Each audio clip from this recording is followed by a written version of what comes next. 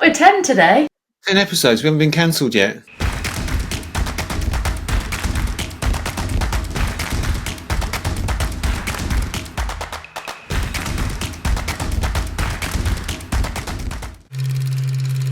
We're here to bring our vast and broad experience from loads of different environments into helping organisations to understand not just the technical stuff of AI adoption, but the social and the psychological stuff as well. And we've got that massively in common. We're going to demystify AI because we know it's like a fire hydrant gushing all at once, all the time, and you don't even know what bits of news to read about it. We're going to debunk the myths. We're going to give you actionable advice, and that might be right the way down to granular prompts, all the way through to engaging your team, or how do you have a conversation at the top of house, to use a bit of consulting slang, to get your exec team on board. From the strategic to the granular, we are here for you. Yeah, I think it's really important that this isn't just a podcast for the sake of a podcast and just talking, blah. It is grassroots, practical. These are the challenges, so that people can feel an element of me too, because we know that is the case, but then to provide ideas and solutions that, in an ideal world for me, people will listen to our podcast and have one or two light bulb moments. So at the end of Strictly Come Dancing, they've always got a catchphrase, which is, that's, if you're not in the UK, that's a British TV show about dancing, which is franchised everywhere, so you probably know it. They go, keep dancing. Yeah. We need to think of a catchphrase. Anyone got anything now? Keep tinkering. No. Keep tinkering. Yeah, that's it. Reg, got anything? Keep prompting. Like that. Keep prompting. Guilt. AI guilt. The fear of feeling like they're cheating. They should be doing it the hard way. Women are the ones that are more likely to feel that it's cheating. Women might be more risk adverse. We can better support women to get over some of those kind of internal beliefs, the good girl mindset. The guilt element automatically comes down to not properly understanding how to use the tools. And so when you build AI literacy and you realise that it isn't about just a one-hit prompt, it changes everything. So actually then being able to see, not only is this going to help me massively day to day in what I'm doing, but actually I can also take this away and this can help my stakeholders, this can help the people that I'm working with and working alongside every day. We want to create a culture where people can thrive and really become the best version they can be.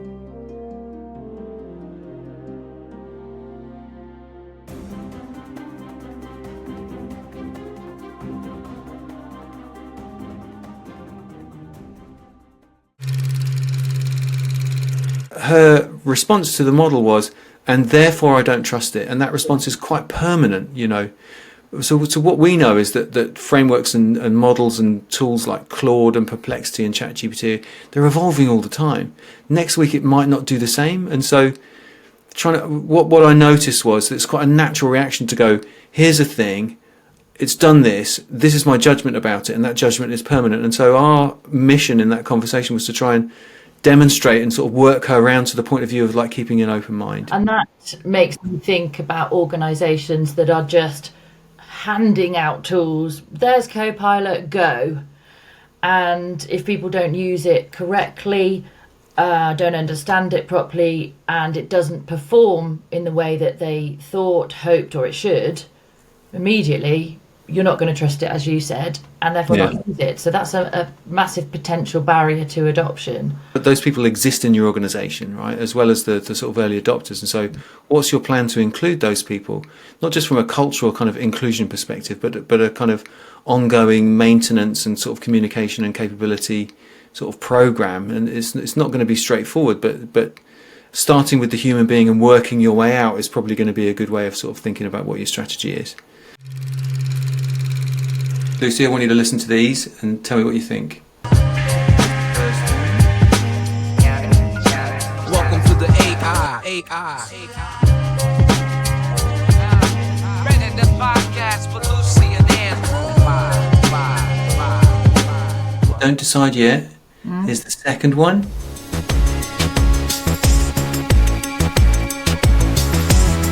Welcome to the AI Readiness podcast with Lucy and Andrew. What did you think of the theme tune? Option 1. I prefer the first one. Okay, the East Coast rap one. If we have to choose out of that, yes. If we can't trust our people, what's the point? We're focused on effective AI adoption, and we twigged really early on, and we set our business up because we knew that there's a massive human component. We saw right at the beginning that people need to be considered right at the core. They're the number one asset in any organisation. We recognise that there's so much stuff out there about AI. We wanted to be like your equivalent of noise cancelling headphones, right? So we cut out all the noise and just give you, as a leader of an organisation or as a leader of an HR function or an L&D function, what you need to know about what the culture and capability take on all this AI business to sort of, get your toe in the water. AI isn't a thing that you do, that you learn once. We know that the tech is constantly evolving and more things are coming and being added to it. And that actually can feel overwhelming if you are somebody to wait until, because there's arguably even more to learn. Bottom line is, start now. If you've got people in your business who are part of an innovation program, they're kind of self-selecting people who are kind of forward-thinking and possibly early adopters.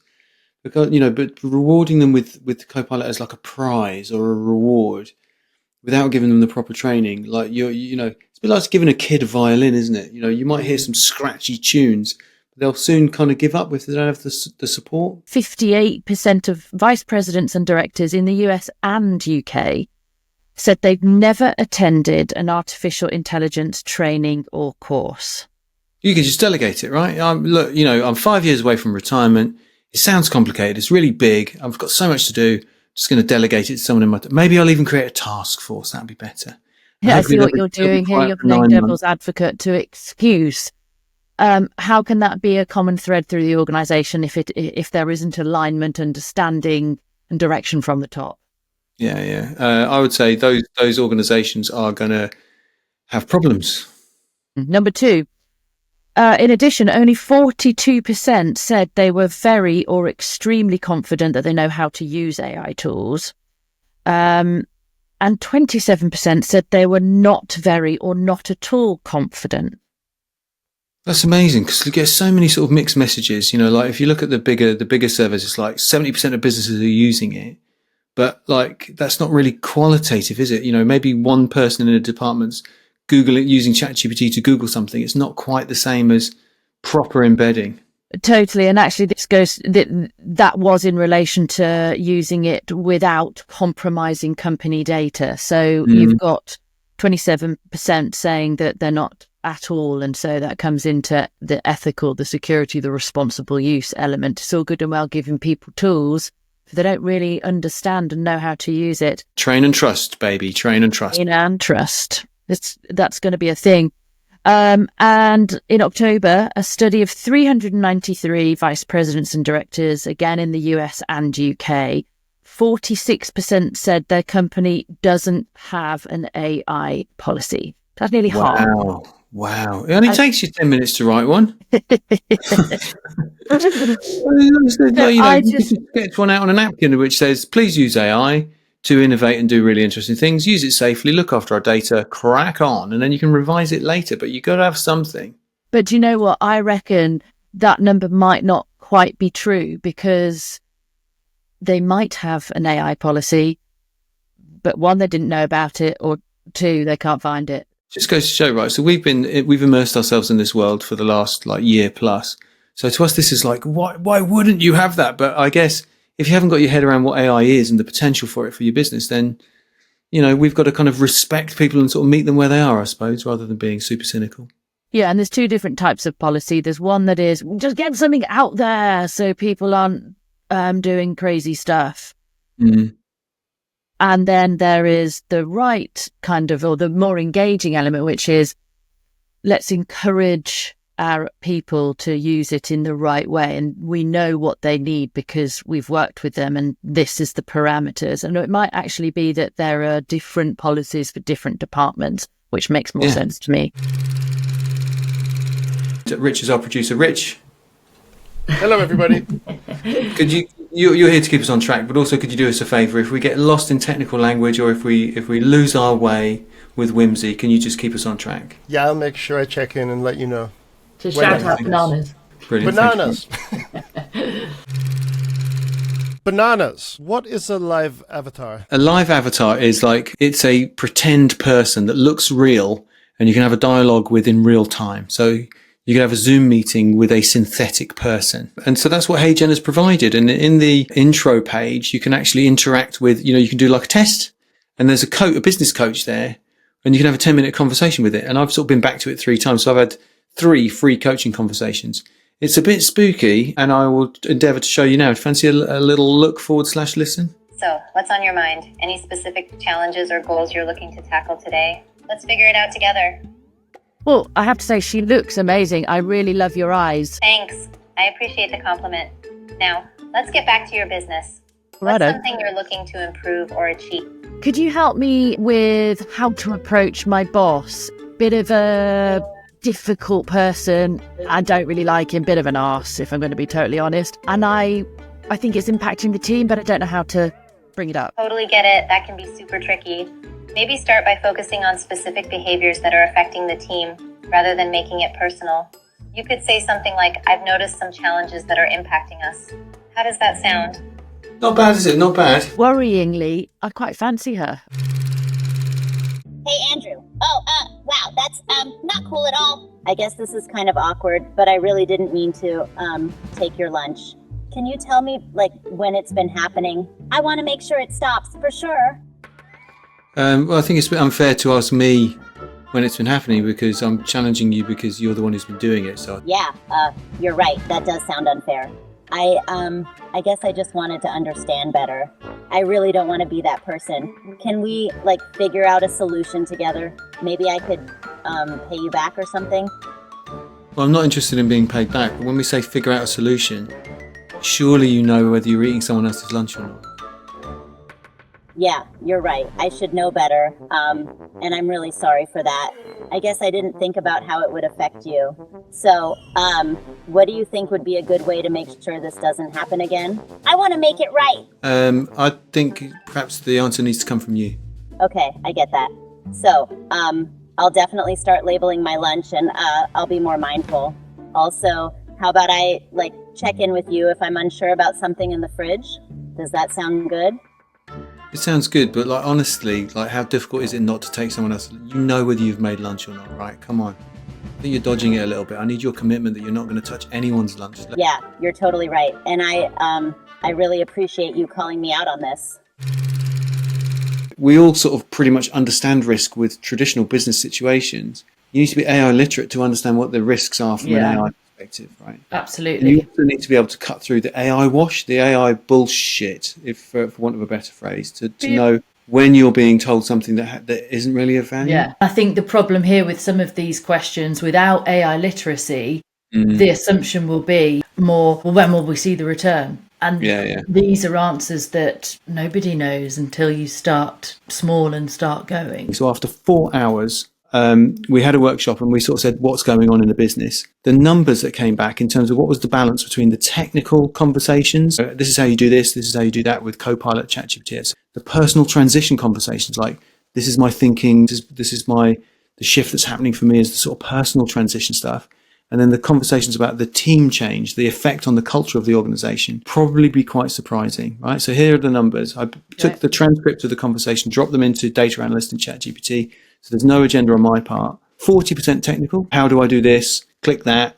Build a bot, that sort of thing. 30% personal transition, 30% cultural change. So if you look at the journey that a team goes on as they learn how to use the tools, it's roughly 40% technical, 30% personal, and 30% cultural change. That's why prompting workshops don't work. Don't get someone in to go, teach us how to prompt, because it's pointless. Yeah. The skills fall away. There were certainly people in the team who were hesitant, that felt that they weren't technically minded. Some people felt scared of it. Some people felt like it was cheating. But that day helped to support and align and to reframe thinking and light a huge fire in terms of the potential with this. And they've obviously, from that point, picked it up, run with it. And that's what it's all about, to be actually doing it and seeing results. Look, could you do me a favour? Could you speak a bit faster and chuckle at the end of each sentence? I'd really appreciate that. Sure thing. I'll speed up and add a chuckle at the end of each sentence for you. When having a difficult conversation, it's helpful to set a positive tone from the start. Yeah? Also, be direct but respectful, which helps to keep the conversation constructive. Right? Lastly... It's like an ironic coach. Got it. Anything else you want to see? Let's have a look. Let's do some proper executive coaching. So, bin off the chuckle, and I want you to be a world-class executive coach. Take me through a problem right now. Absolutely. Let's dive into a coaching session. What's a challenge you're currently facing that you'd like to explore? I'm in the middle of a live podcast recording, so I don't really know. Like maybe how to introduce the next segment. All right. Since you're recording a podcast, let's make the transition smooth and engaging. Consider saying something like, "That was a fascinating discussion on previous topic. Now, let's delve into next segment where we'll briefly describe the next topic." Brilliant. Okay, so we've been looking at this from a skills perspective, Lucy, but like you can really muck around with it, right? So, Rich, pay attention because it'd be good to get your take as a civilian, after this little session. Okay, ChatGPT, could you please be a irreverent ventriloquist dummy for me, please? Choose a character, like maybe an Italian waiter or something. Sure thing, in an over-the-top Italian accent. My friends, you see, when you cook up a good conversation, you gotta add a little spice, eh? Keep the audience on the eyes, like a wait. Yeah.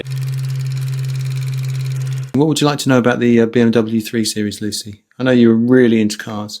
What colours do they come in? The BMW 3 Series comes in a variety of colors, including non-metallic, alpine white, and jet black.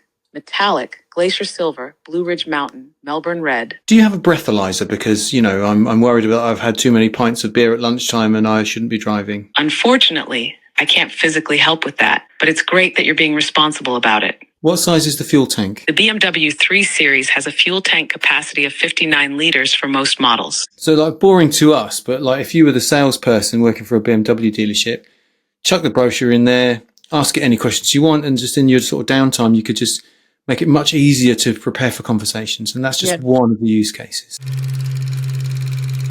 How to.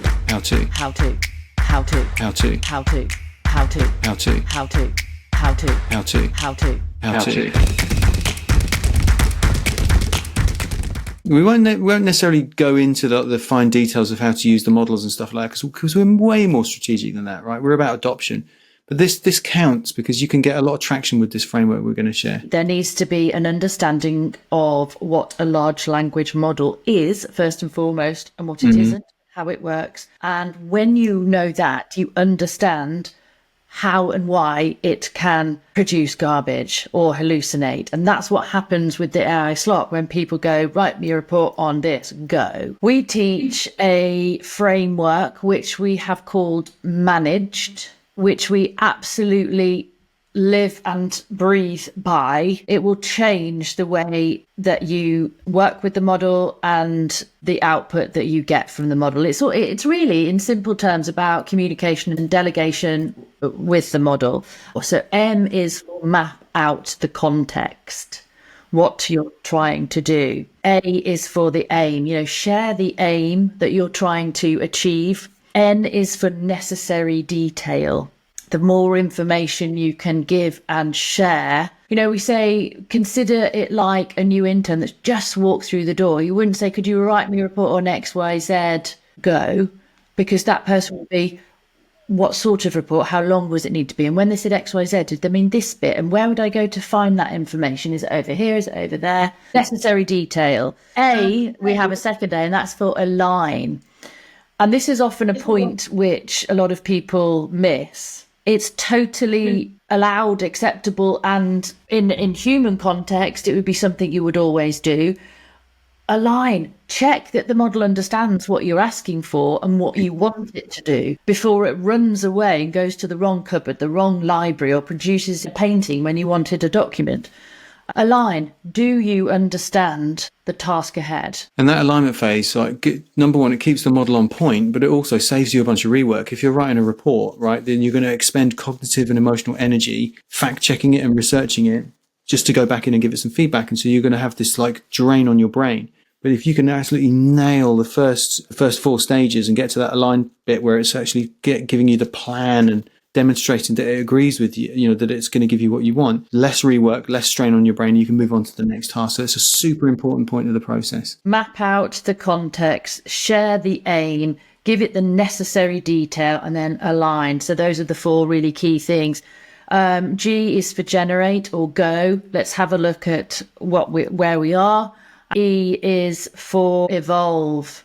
Yeah, basically iterate feedback to get it to the point of the destination. And that's the D. We're done. We're good. AI literacy should mean that you can work through that managed process to the first align part. Might be a little bit of feedback at that point. Then press go. Maybe one little bit of feedback then, but really that should be it. This framework helps you to make you a better delegator, right? Because if you were talking to a colleague, you'd go, map out the context. Here's the aim. Here's the necessary detail. Do you understand me? Great. Okay, go and do the thing. Come back and So let's do a worked example, right? So a lot of people go to it and they go, write me a LinkedIn post about bananas or whatever, right? And it gives you a garbage vanilla unk emoji sort of thing. So you would go to it and say, hi, I'm a banana importer and I want to increase my reach on LinkedIn. Therefore, I want a thought leadership post about banana production. Great. Mapped out the context. Share the aim. Give me a medium-sized, provocative LinkedIn article, which has a call to action at the end. Brilliant. Give it the necessary detail. This is what's happening in the banana import world. They're too green at the moment. They're too expensive. The sticker comes off and sticks on your teeth, all that sort of stuff. Give it the detail. Play it back to me. What am I trying to achieve here and how am I trying to do it? Brilliant. Great. You've got it. What's the plan for the article? Great. Got it. Generate. Tweak this bit, tweak that bit. Boom, we're at the destination. And using that method, you can get your LinkedIn post, whatever it is you're creating, data analysis, report, whatever task it is you're approaching, pretty much to 95% done before you need to do any edits, like 95 to 100%. And people are on, certain media at the moment going, the new models, you need to give them context. You need to give them all of it. Get everything in your head, out of your head and into the model, and you'll be amazed at what it can do. And that's not a prompt, is it? Where we're looking at prompting workshops, how to generate the best prompt as such. This is getting out of your head. It is literally giving all of the information. And this is where dictating into the model or on the voice function makes it so much easier, because you can literally just speak it through. Okay, so I need to do this, or I want to remember to make sure that we mention this, and I'm doing this because, obviously it's a lot quicker than typing as well. So that is our how to communicate with the model that you use, ChatGPT or Copilot. How to.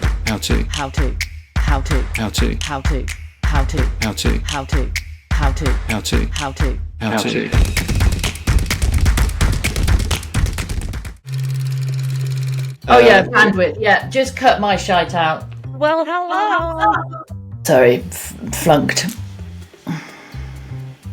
What's going on? Where Andrew left off. What did he say? 1, 2, 3, Lucy echoing in doing a week. Start again. Yeah. Starting again. Those are the 3 places to start with your sort of strategic questions there. 100%, 3 Ps everyone. And on that note, I really need a P. 3 Ps in a field. For the 4th P. Do you actually need a P? No. No, I just thought it was really funny.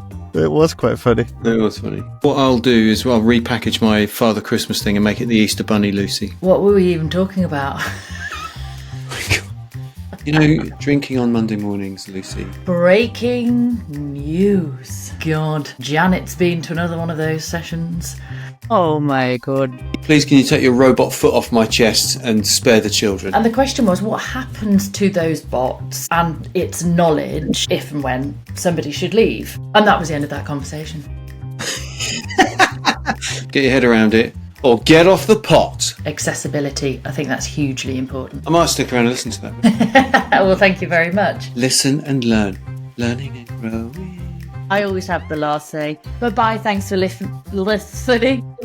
Have a lovely time. Bye. Bye-bye. It's goodbye from me. And it's goodbye from him. Bye. Are we still going? Bye. Bye. Don't be late for the client meeting. Go. Bye. Bye. I'm out of the game. I'm out of the game. Just Ciao. Welcome to the AI.